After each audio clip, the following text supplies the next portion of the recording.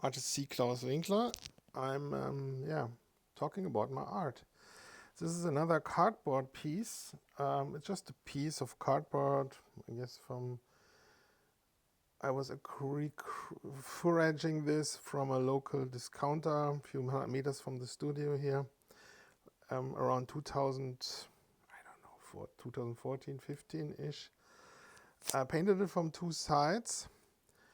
Probably it was laying around. Oh, the first time I put some stripes on the background, nothing fancy. Just fooling around, like with that mindset of I'm not trying to paint good. I'm trying to paint something ugly or bad or toyish or beginner style, on purpose. I mean, like, I don't know why. Or also with less confidence and less self-value. I mean, like, for example, I'm going in with the connotations of cardboard, instead of painting on a proper canvas. Back then I also was very low on money for like a few years. So it was easy to work on this like really underdog, low confidence framing. For example, for many years I wasn't even looking at the references, all the books, and I have a stash here in the part where there was supposed to be a chimney. The house is built from the 1954 social housing project. My grandparents built the house. They were dirt poor after World War II. Could just feed themselves with the second potato field here. Anyways, so I wasn't looking for like 10, 15 years into my references, all these like stashes of books where I'm published and interviews and stuff and large walls. So I completely, blending out my reputation and everything. Also because I wasn't participating in this like fake limited street art, the street art Germany, graffiti Germany, some people trying to get into this like upper echelon art market thing and throwing away the ladder behind them, and I wasn't planned in. So I said, fuck it. I'm sharpening my own way. I'm sharpening my profile and going in a direction where nobody will want to follow me or can follow me, and focus on the paintings itself and not wasting any time on some exhibitions where, from my experience, nothing in terms of money or anything came from. So yeah, so this is like one of many of those cardboard or paper paintings where I'm experimenting new things. And you see here, like I painted a lot with spray can, and of course it says the word Seak. Yeah, and it's still work in progress, and lapidar, is that a word in English? It's like when you, not really focusing on something, just, painting in rotation here and there, and then letting it laying around for a few years, continued. I'm also painted on the back side. Yeah, and it's still work in progress. And for example, maybe at a later stage, I can imagining fading everything here and more into the background, and then painting a major eye catcher, maybe even smaller, more detailed with a new technique.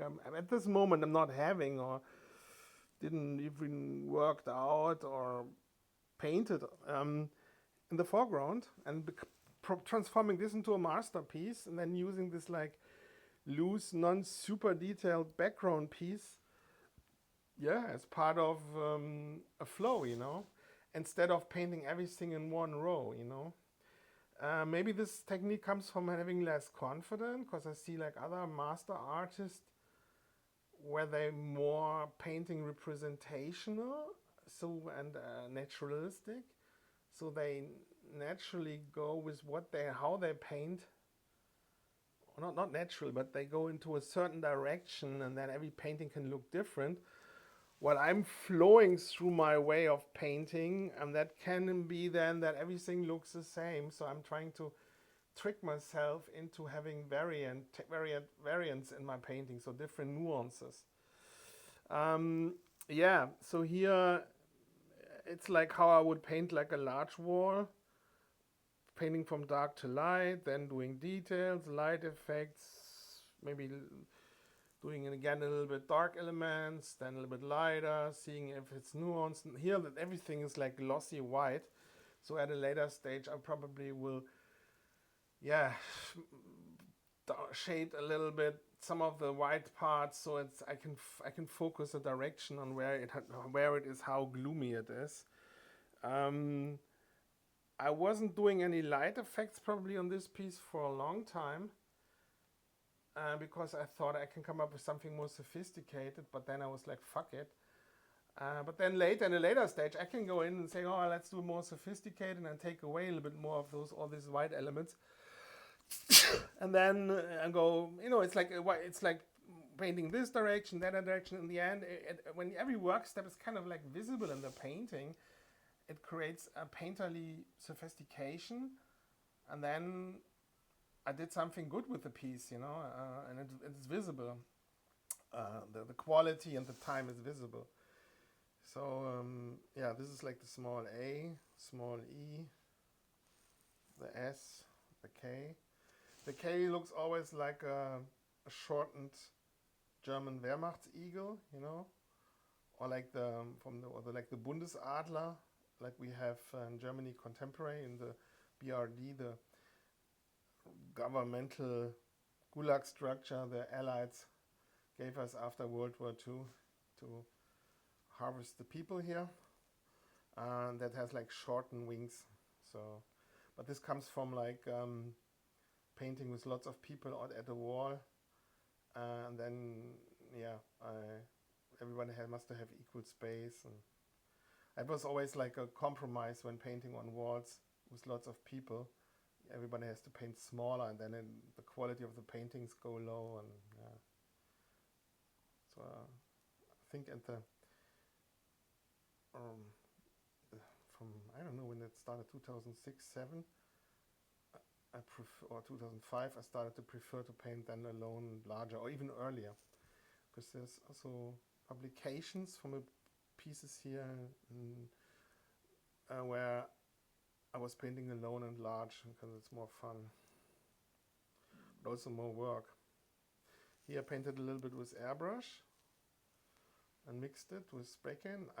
The terms airbrush often appears in my descriptions, but I just used it as a substitute also so far at least, because it's always dangerous, because then you can easily end up in being kitschy and too, I don't know, everything's then too perfect, too soft, I don't know. So I also like to break up the soft spray can with like harsh, sharp edged paint, which is not sprayed but painted. Here there's like little furry fuzzy things are airbrush, which is where the ink or the acrylic paint goes too hard onto the surface, and then it kind of like drips to the side like a little spider web, something. Yeah, and at the later stage, I mean this like non-spectacular piece, just saying it like it is, I can easily transform this at a later stage into a masterpiece, or a really lucky whatever accident. I don't want to say accident, sounds negative. Just for example, in painting something in the foreground, with a new technique or something. Anyway, in any case, it is still, of course, a small painting in my typical style, la-di-da-di-da. Of course, I would prefer to have this piece also in a size of like 3 meters by, I don't know, 8 meters, because then there would be more possible. The possibilities for me would be more interesting, But I was painting those small pieces for a purpose. For example, to get rid of this like graffiti label or something, because if you think like small, detailed, mixed media, you completely mess up that NPC frequency of thinking box people want to put you in with like graffiti or something like that, or street art. So it's like fighting that NPC box thinking, label thinking. Plus, it's also a money question and a time question. And times in terms of, let's say I start here with like scale model brushes, then it becomes, this surface becomes like a year of work. And it's not even guaranteed that I really like the piece, or it's kind of like takes any attention, or it's like, it's special in any shape or form. So for like the last 15 years, I kind of like painted in small and medium small formats. In the future, or from the present on, I probably also, I've also have to finish all those small paintings, but I will also, or medium small formats, I don't know, classify that, but I will also paint like in larger formats. So here's like this like dusting spray can, different green tones and green yellow tones. So from the far away it looks like just a green surface, but that has lots of work.